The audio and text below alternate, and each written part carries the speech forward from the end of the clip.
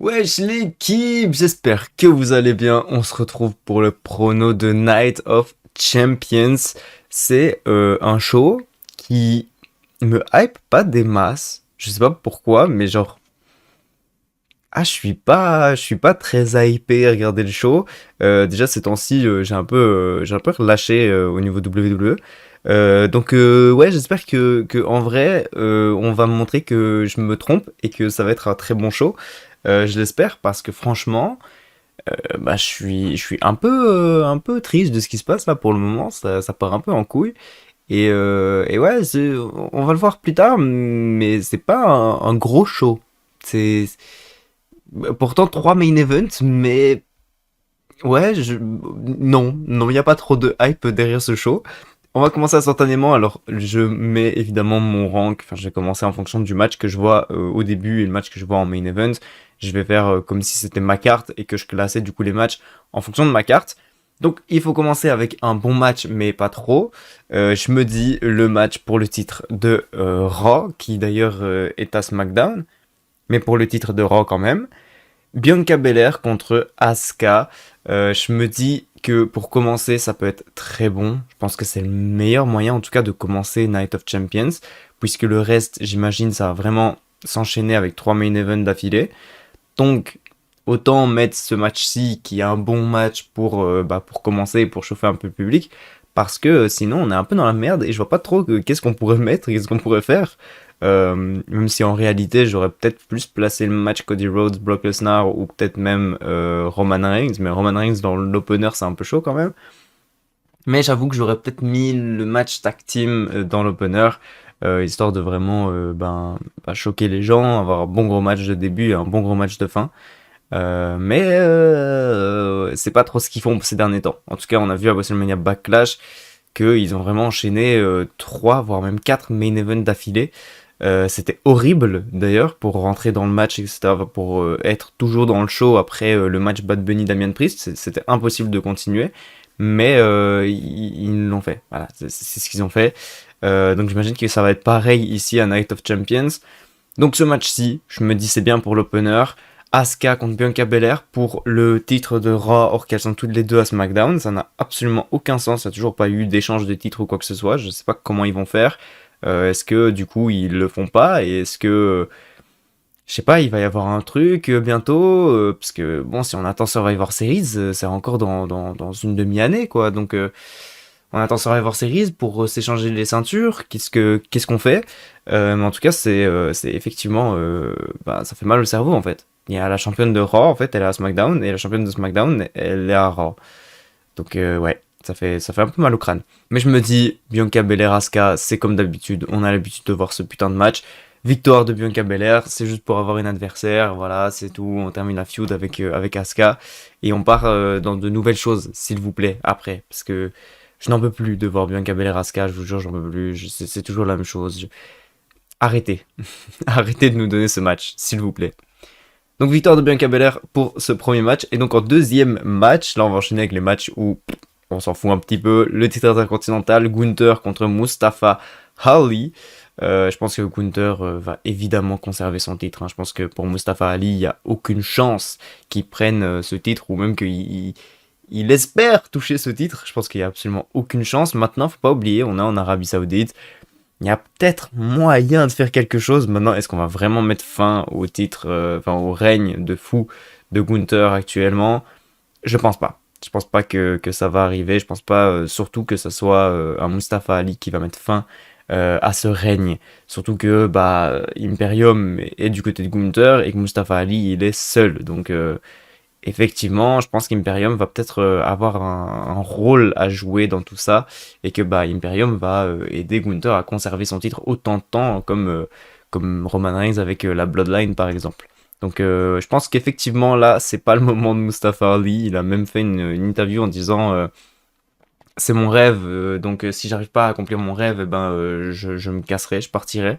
Est-ce qu'il va vraiment quitter la WWE ou pas? Je sais pas trop, je pense pas. Je pense qu'il y a peut-être moyen du coup que il disparaisse et qu'il revienne avec un nouveau perso maintenant.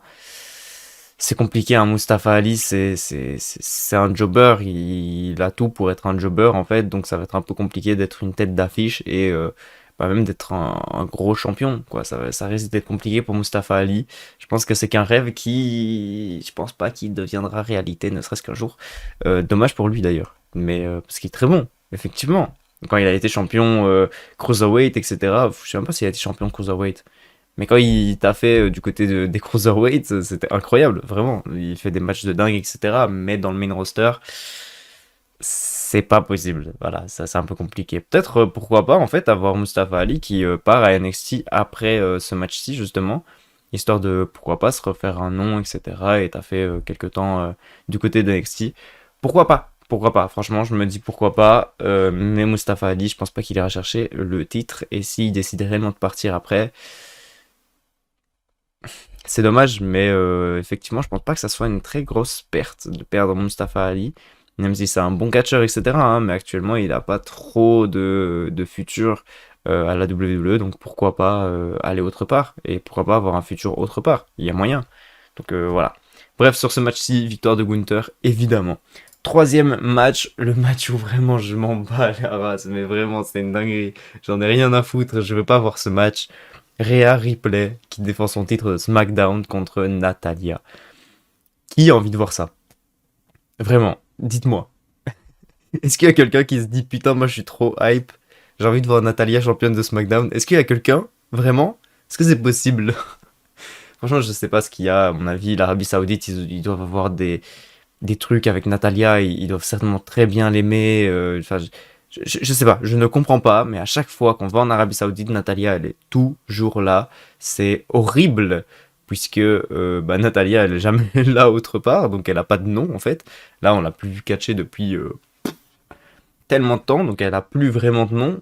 Certes, c'est une future Hall of Famer, certes, c'était une pionnière, etc. à l'époque, mais maintenant, on a des personnes mille fois plus skillées dans le ring. Donc, ouais, je sais pas, je pense qu'on aurait pu mettre quelqu'un d'autre, quoi.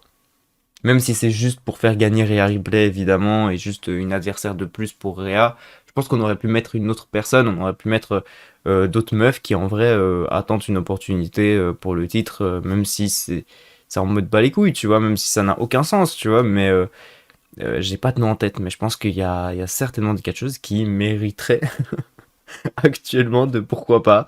D'ailleurs, des catcheuses du côté de Raw, du coup. Faut trouver des catcheuses du côté de Raw, j'en ai pas. J'ai vraiment aucun nom. Comme de quoi, la division féminine, là, du côté de Raw, elle disparaît. Mais en même temps, je pense que tout disparaît. Genre, blessure de Liv Morgan, et du coup, ça a mis un problème dans mon cerveau, là. Il y a déjà 4 teams du côté de SmackDown. Donc j'ai plus personne du côté de Raw, sachant que c'est la championne de SmackDown, mais qu'elle est du côté de Raw, du coup elle doit défendre contre des superstars de Raw. C'est horrible. Victoire de Rhea Ripley sur ce match-ci. On passe à autre chose. Allez, s'il vous plaît. Quatrième match du coup de la soirée. Le Lita, qu'est-ce que je raconte? Le Trish Stratus contre Becky Lynch. Ça, franchement, j'ai pas envie de le voir.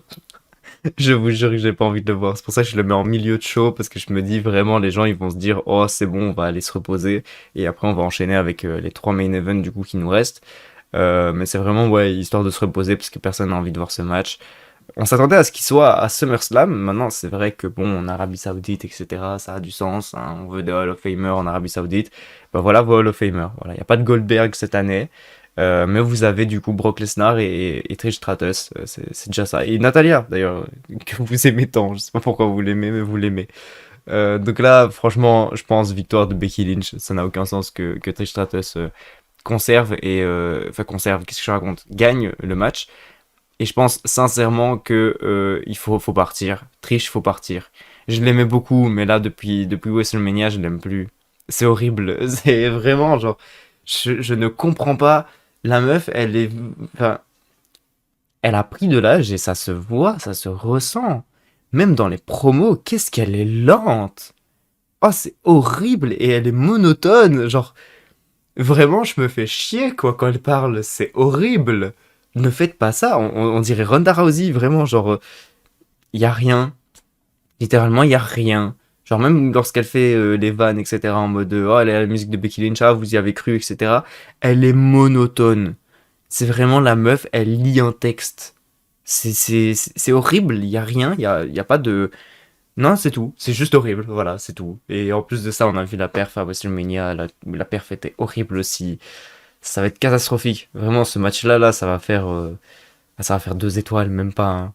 Ah, vraiment, ça va être horrible. J'ai pas d'autres mots pour qualifier ce match à part horrible. Vraiment, j'en sais. Je veux pas le voir. Je ne veux pas. Il ne veut pas exister. Bref, on passe du coup dans les 3 main events de la soirée. Et donc en 5e position, j'ai mis encore un Hall of Famer, Brock Lesnar contre Cody Rhodes. Là pour le moment, il y a une petite histoire, etc. Comme de quoi Cody Rhodes, blessé au bras, enfin il a le bras cassé, donc il va catcher avec un bras cassé. Je pense que c'est storyliné évidemment, mais bon, je suis pas sûr que c'était la meilleure chose quoi. Parce que bon, frérot, à WrestleMania Backlash, t'as quand même fouillé. T'as arrivé les épaules de Brock Lesnar, mais vas-y, par chance. Et t'as fouillé très très rapidement. T'as même pas laissé le public célébrer avec toi. Genre vraiment, il est parti. Il a disparu. Il a dit, oh, moi, je me casse. Il est retourné au vestiaire. Je sais pas pour quelle raison. Là, franchement, je pense que la meilleure des solutions réelles, ça serait de faire gagner Brock Lesnar. Histoire d'avoir vraiment ce côté de Cody, le pauvre, il se fait vraiment éclater, etc. Il a le bras cassé. J'imagine enfin, que Cody va arriver full bandé, etc. Je me dis, ça peut être vraiment une dinguerie, ça peut être vraiment très très bien. Mais on pourrait avoir de la peine, etc. pour Cody Rhodes, se dire merde, le pauvre, etc. Et vouloir du coup qu'il ait cette vengeance par après. Mais je sens qu'en fait Cody Rhodes va gagner. Je sens que Brock Lesnar va perdre encore une fois. C'était pareil comme avec Bobby Lashley en fait. Vraiment ce truc de Bobby Lashley, il a juste tout le temps gagné. Brock Lesnar, il a jamais gagné, ne serait-ce qu'un seul match contre Bobby Lashley. Bah là, pour moi, ça va être pareil. Là, c'est super triste, c'est une dinguerie. Brock Lesnar qui est passé de The Beast, le mec qui avait le titre universel depuis des années, etc. Et c'était impossible de lui choper. À chaque fois qu'il chopait le titre, on se disait oh non, ça y est, on va encore repartir avec un an sans voir le titre. Et là, franchement, bah, on le voit tout le temps. Déjà, je pense que c'est un record. Genre, ça fait 5 pay-per-view, enfin 5 PLE où il catch. Déjà, c'est un record de dingue, je pense, pour lui. C'est un record pour Brock Lesnar. Mais en plus de ça, il perd tous ses matchs. Il a plus gagné depuis super longtemps, le mec. Pas contre Omas. C'est tout. Vraiment, les mecs, qui perd contre Omas? Personne ne perd contre Omas en même temps. Genre, c'est normal. Mais ouais, non, il a plus aucune victoire. Genre, pour moi, il n'y a plus de crédibilité. Je sais pas pourquoi, il n'y a plus de crédibilité derrière Brock Lesnar. Pour moi, maintenant, Brock Lesnar, c'est devenu juste un taureau, en fait. C'est devenu un mec qui vient, qui fonce, qui perd. Voilà, c'est tout. Pour moi, c'est vraiment Brock Lesnar, il n'y a plus aucune crédibilité derrière. Pour moi, c'est plus The Beast, etc. C'est plus en mode waouh, il a vaincu Brock Lesnar. C'est devenu banal maintenant de vaincre Brock Lesnar. Bobby Lashley l'a fait, pourtant, il devient rien du tout. Franchement, les seuls à réellement avoir eu du sens, et c'était à l'époque du coup, c'est les deux qui ont battu Brock Lesnar, c'est Roman Reigns et Seth Rollins, les deux qui ont battu Brock Lesnar du coup, bah, au moment où il était encore quelqu'un. Mais là, depuis qu'il est plus personne, maintenant Brock Lesnar, c'est fini, hein. Il s'est fait enterrer à peu près par Bobby Lashley. Je pense qu'on peut appeler ça un enterrement. Mais ouais, enfin, depuis que Roman, enfin, en fait, depuis qu'il a face turn, depuis que Roman Reigns, du coup, l'a battu, il n'y a plus rien. Il n'y a plus de Brock Lesnar. Brock Lesnar, ça n'a plus cet impact de fou chez moi. Genre, il n'y a plus de momentum. Là, pour moi, si on est dans 2K, dans le mode MyGM, pour moi, la pop de Brock Lesnar, elle est redescendue à 60, quoi. C'est plus trop ça, quoi. C'est plus une grosse star pour moi. Donc, vraiment, avoir Cody Rhodes qui va battre Brock Lesnar, ça va être un oui. Voilà, voilà.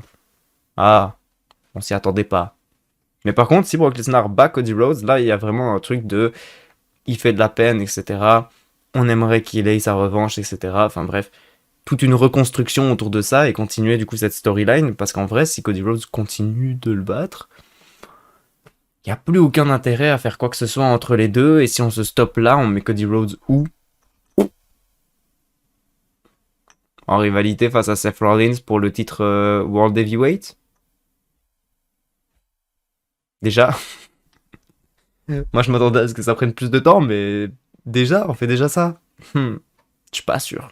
Là pour moi, si on retourne dans le mode MyGM 2K, là pour moi la rivalité elle est seulement de niveau 3, elle est pas encore au maximum, elle peut pas se terminer ici, elle doit se terminer Au prochain PLE. Je sais pas c'est quoi. Je pense que c'est Money in the Bank le prochain PLE. Ah oui, en plus il y a moyen que Cody Rhodes décroche la manellette en plus à Money in the Bank. Enfin en tout cas soit dans le match Money in the Bank. Ah, je pense que ça va être une fin, hein. Je pense que Cody Rhodes va battre Brock Lesnar et terminer pour cette rivalité. On passe à autre chose. Je pense que ça va se passer comme ça. Donc voilà. Je vais quand même pronostiquer une victoire de Cody Rhodes parce que je sens que ça va se passer comme ça. Et ça va se terminer en Cena wins lol. Ah, j'ai failli me tuer. Ça va se terminer du coup en Cody Rhodes win lol. Ça va vraiment devenir ça. Parce que là maintenant ça devient logique. Bon, Cody Rhodes il gagne tout. Il a gagné ses 3 matchs face à Seth Rollins. Il a gagné face à n'importe qui, face à tout le monde. À chaque fois qu'il jobait, que ce soit Finn Balor, le Miz, je sais même plus qui il a battu. Solo Sikoa, genre, en fait il bat tout le monde, c'est bon. Ça devient normal maintenant que Cody Rhodes il gagne et pour moi, sa pop, elle monte pas en fait, parce que ça n'a pas d'importance. Il bat des randoms pas importants. Donc, pour moi, la pop de Cody Rhodes actuellement, je sais pas si c'est que moi, mais j'ai vraiment ce à chaque fois que je vois Cody quoi. Genre, ça devient trop relou, ça devient trop. En fait, il devient trop mis en avant obligatoirement, et j'ai t'es relou, t'es chiant mec, tu fais chier. Est-ce que c'est parce que je grandis, que c'est l'effet comme à l'époque de Cena Orton, où bah, du coup les grands préféraient Orton et les petits préféraient Cena? Est-ce qu'on est dans ce délire-là où tous les petits ils préfèrent Cody et que tous les grands ils vont se dire oh encore? Je sais pas, est-ce que c'est ce phénomène? Est-ce que c'est pas ce phénomène-là qui revient? Je sais pas, j'en ai aucune idée. Dites-moi en tout cas dans les commentaires si vous aussi vous avez ce fameux oh à chaque fois que vous voyez Cody Rhodes. Parce que moi, ça m'arrive tout le temps. Et c'est chiant, c'est vraiment dommage, parce que c'est le futur visage de la WWE, pourquoi pas. Le mec qui pourrait potentiellement remplacer Roman Reigns lorsque Roman Reigns deviendra acteur, etc. du côté d'Hollywood. Mais franchement, là, il me donne pas envie. J'ai pas envie que ça soit lui, quoi. Genre, vraiment, non, pareil que le match avec Trish Stratus, où vraiment il n'y a pas d'autre mot que horrible. Et ben moi, Cody Rhodes, il n'y a pas d'autre mot que oh, vraiment, c'est le seul mot. Bref, on passe du coup à l'avant main event, le deuxième main event de la soirée, le sixième match, le tag team, évidemment, les titres unifiés de Kevin Owens et Sami Zayn qui sont mis en danger par le Tribal Chief, le Tribal, ouais, oh putain j'ai eu peur, je croyais que j'avais dit n'importe quoi, Roman Reigns et Solo Sikoa. Je sais pas trop quoi en penser là, parce que sincèrement, bah, en fait, il n'y a aucun moyen que Kevin Owens et Sami Zayn gagnent le match. Il n'y a vraiment aucun moyen. Donc j'ai deux théories. Soit j'ai la théorie du Kevin Owens et Sami Zayn conservent parce que il va se passer quelque chose. Il y a peut-être moyen d'avoir des problèmes entre Solo Sikoa et Roman Reigns. On a vu la dernière fois, lors du SmackDown de la semaine dernière, on a vu que Roman Reigns a bousculé ou a mis un coup d'épaule en tout cas à Solo Sikoa, et Solo Sikoa l'a mal regardé. Donc est-ce que il va y avoir ce délire de Solo Sikoa qui va pas aimer le fait que Roman Reigns le prenne de haut, ou vraiment est-ce que bah il y a aucun moyen, et donc Roman Reigns va finir par gagner, parce qu'on est quand même sur Roman Reigns qui n'a plus été battu depuis des années, et Solo Sikoa qui bah, a qu'une seule défaite et c'est face à Cody Rhodes quoi. Donc on est vraiment sur deux mecs qui ont actuellement une streak d'invincibilité énorme contre deux mecs qui sont là, qui, oui, certes, ils ont gagné un match, etc. au WrestleMania, ils ont regagné après à SmackDown face aux Usos, mais en plus de ça, ils ont perdu à Backlash, quoi. Donc bon, je sais pas, franchement, j'en ai aucune idée, mais en tout cas, vraiment, si on regarde au niveau chiffres, il n'y a aucun moyen que Sami Zayn et Kevin Owens remportent face à Roman Reigns et Solo Sikoa. C'est sûr 100%, les mecs sont invaincus tout le temps, et Sami Zayn, Kevin Owens, ils perdent H24 face à Roman Reigns. Donc ça serait logique qu'ils perdent H24 contre Roman Reigns et qu'ils perdent du coup à Night of Champions contre Roman Reigns. Ça serait complètement logique. Donc Moi, je pense que la meilleure, enfin, en tout cas, le truc, le scénario qui m'intéresse le plus, en tout cas, et ça, c'est juste parce que je suis un putain de fan de la Bloodline et de Roman Reigns, c'est tout. Mais ça serait que, effectivement, Roman Reigns et Solo Sikoa remportent le match, remportent les titres, et du coup, enfin, la semaine d'après, du coup, à SmackDown, le fait que Roman Reigns rende les titres, ou en tout cas donne les titres par équipe, aux Usos en leur disant voilà, j'ai été les récupérer maintenant, défendez-les, gardez-les.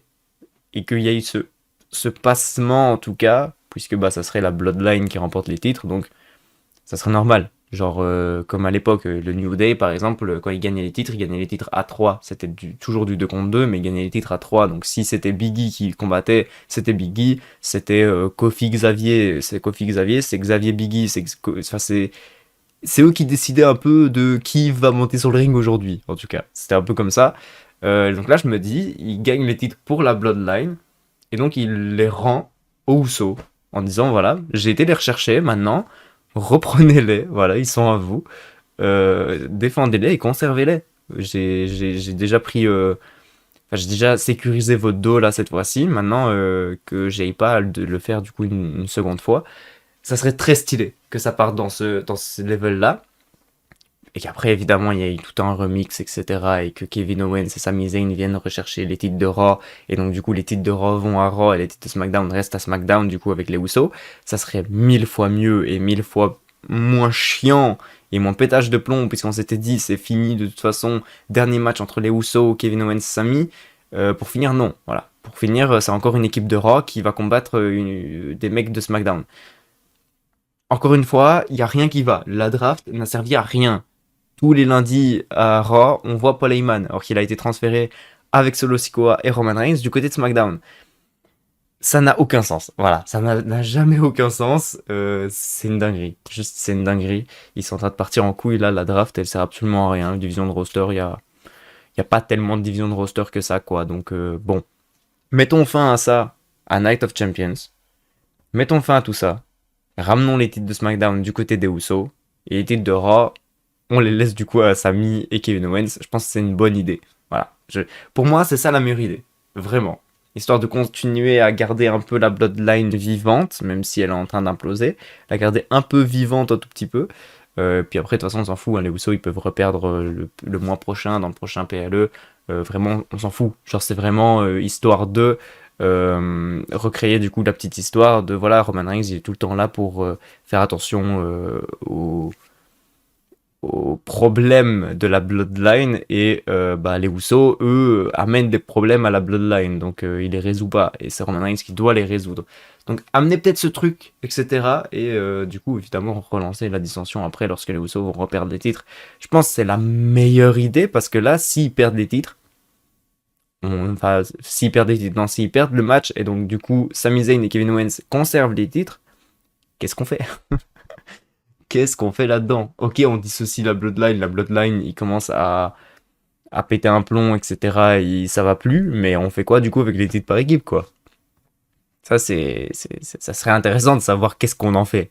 Parce que bon, certes, là, actuellement, bah, on n'en fait rien. Et enfin, si on retire du coup la Bloodline des titres par équipe, on fait quoi? C'est quoi la deuxième équipe heel?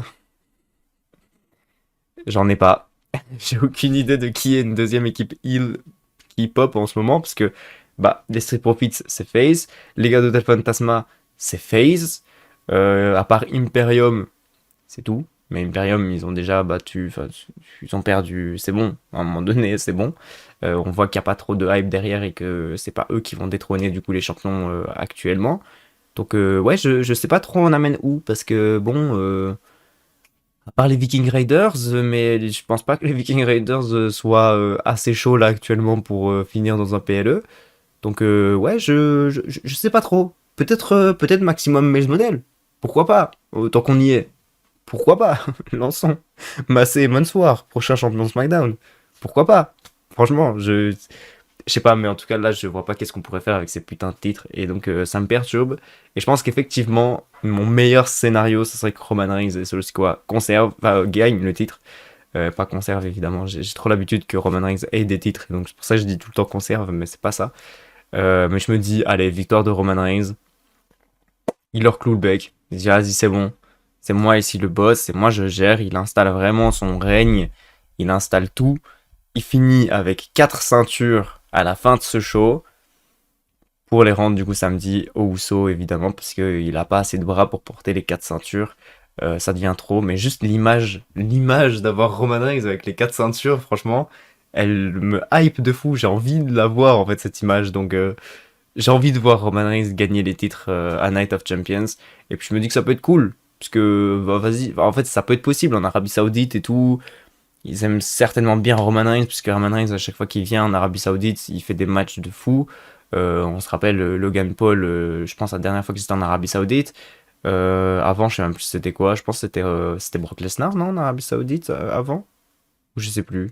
Je sais plus, mais en tout cas, à chaque fois qu'il va en Arabie Saoudite, il claque à chaque fois des bangers, des gros matchs. Donc, ils doivent certainement bien l'aimer en Arabie Saoudite. Et après, il y a ce délire de Sami Zayn. Sami Zayn, de base, il va pas en Arabie Saoudite.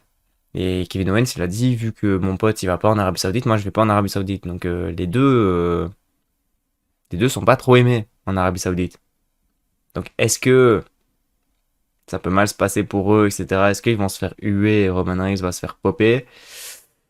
Il y a de grandes chances. Il y a vraiment de grandes chances. Donc, ouais, je sais pas trop comment ça va se passer, mais je me dis, victoire de Roman Reigns et Solo Sikoa, ça peut être très très fun, très cool. Je donne tout, voilà. Je all-in sur ça, même si je pense que c'est pas ce qui va arriver, parce que je vois pas qu'est-ce qu'on pourrait faire avec Roman Reigns en tant que champion tag team. Donc, je pense pas, à part les donner au Uso, je vois pas qu'est-ce qu'on pourrait en faire. Donc, je me dis qu'il y a grave moyen que Sami Zayn et Kevin Owens conservent leur titre. Mais pour le fun, j'all-in tout sur Roman Reigns champion tag team. Voilà, j'all-in. Et donc on termine du coup avec le main event, ça c'est sûr que c'est du main event, le nouveau titre qui actuellement est détenu par Vacant qui défend pas son titre, le World Heavyweight Champions qui, de Seth Rollins ou de AJ Styles, va être le premier champion de la nouvelle ère du World Heavyweight Champions. D'ailleurs, très beau titre, mais qui me perturbe un petit peu, parce que le noir là derrière le logo WWE, je suis pas trop fan. Je pense qu'il aurait pu être en doré. Je suis pas trop fan en fait. On dirait juste une tache au milieu du titre World Heavyweight. Donc je suis pas sûr. Maintenant, j'attends du coup qu'il soit porté pour voir vraiment quelle aura il possède, parce que si on regarde vraiment le titre Universal, etc., il n'est pas spécialement beau, mais je trouve que quand il est porté, il a une assez bonne aura, et tu sens que ça, c'est le titre du plus gros champion, tu vois, tu le sens, quoi. Donc là, est-ce que il aura vraiment une aura de fou, ce titre, qui, actuellement, je suis un peu mitigé dessus. On le verra. Et donc, qui de AJ Styles et de Seth Rollins va être le tout premier champion World Heavyweight? Et bah pour moi, ça va être Seth Rollins. Alors, j'ai pas encore regardé SmackDown, puisque bah pour moi, c'est ce soir là. Donc, j'ai pas vu encore le SmackDown. Et je me dis que si j'attends de regarder le SmackDown et de le voir, bah, ça serait trop tard, puisque c'est demain à 19h. Pour moi, en tout cas, que le show commence. Donc, vous, ça serait ce soir à 19h, parce que je vais essayer de vous la poster du coup bah, l'après-midi. Dans l'après-midi en tout cas, avant que mes LED s'allument évidemment. J'essaierai de vous la poster dans l'après-midi, donc voilà, pour vous ça sera clean, mais pour moi, du coup, j'ai pas trop le temps. Voilà, j'ai envie de me dépêcher sinon. Donc je le fais un peu plus tôt cette fois-ci. J'ai pas vu SmackDown, je sais pas du tout ce qui s'est passé. Mais en tout cas, du côté de Raw, on a eu des grosses vignettes de Seth Rollins. On a eu pas mal de vignettes où Rollins, du coup, parle de ses ambitions, son envie d'être champion World Heavyweight, de comment est-ce qu'il voit Roman Reigns actuellement. Donc, franchement, c'est vraiment la mise en avant de fou de Seth Rollins. Donc, est-ce qu'à SmackDown, ça va être pareil? Il y aura une mise en avant de fou d'AJ Styles? Je sais pas, mais en tout cas, Seth Rollins, ça fait des années maintenant qu'il est mis en avant, depuis qu'il a son fameux chant oh, oh, oh.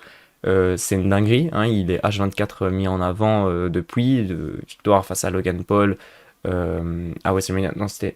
Oui, c'était Logan Paul, hein, WrestleMania. Ouais, c'était Logan Paul. Donc à WrestleMania, puis victoire face à Omaz, victoire face à n'importe qui, vraiment, il bat tout le monde actuellement. Donc je pense que c'est celui qui a le plus de chances, en tout cas, de finir champion. Et AJ Styles, il revient de blessure. Alors certes, ça peut être un joli run puisqu'il vient de blessure. J'ai l'impression que c'est un nouveau perso qui arrive du côté d'AJ Styles, puisque on l'a vu revenir du coup avec les OC et attaquer du coup les Viking Raiders. Donc ils sont face en tout cas. Maintenant, il a l'air d'avoir ce côté un peu plus membre de groupe et donc avoir du soutien, etc. derrière lui. Et pourquoi pas du coup camper cette position de heel du côté d'AJ Styles et donc avoir ce titre et avoir cette position de heel. Je pense que ça serait une bonne idée. Maintenant, c'est pas du tout dans les valeurs du titre, donc je pense qu'effectivement, ça serait mieux de le mettre sur Seth Rollins.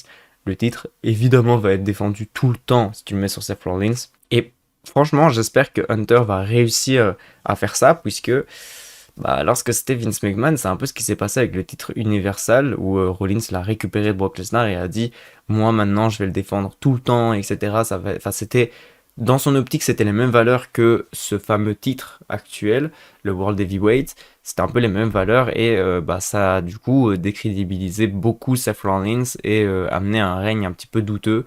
Ouais, je suis pas spécialement sûr parce qu'avoir ce côté de tu le défends H24, etc., je trouve que ça n'amène pas cette aura de je suis un grand champion. Que lorsque justement tu le défends un peu moins, comme Roman Reigns par exemple, qui le défend beaucoup moins, qui le défend que en PLE, je trouve que ça amène du coup cette aura de ça, c'est un titre de main event, tu vois. Ça là, c'est un titre qui va faire les gros shows, qui va faire les gros noms.